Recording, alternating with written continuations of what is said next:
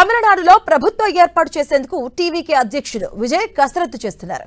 మధ్యాహ్నం గవర్నర్ను కలవబోతున్నారు. విజయ్ ప్రభుత్వ ఏర్పాటుకు ఆహ్వానించాలంటూ కోరబోతున్నారు. అలాగే మరోవైపు రేపు ప్రమాణ స్వీకారానికి ఏర్పాట్లు చకచకా జరుగుతున్నాయి.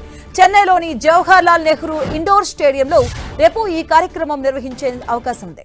ఇప్పటికే మద్దతు ఇస్తున్నట్టుగా కాంగ్రెస్ ప్రకటించగా ఇటు పీఎంకే లేదా వామపక్షాలు విజయ్తో కలిసి నడవబోతున్నాయి. దీంతో విజయ్కి కావాల్సిన బలం దక్కుతుంది.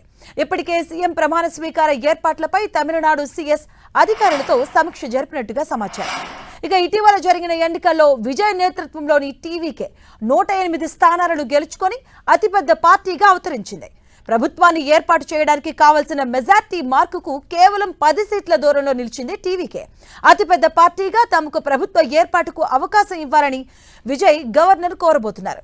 ఇక టీవీకే శాసనసభ పక్షనేతగా విజయ్ ఏకగ్రీవంగా ఎన్నికయ్యారు. ఈ నిర్ణయాన్ని కూడా ఆయన ఇవాల్టి భేటీలో గవర్నర్కు అధికారికంగా తెలియజేయబోతున్నారు.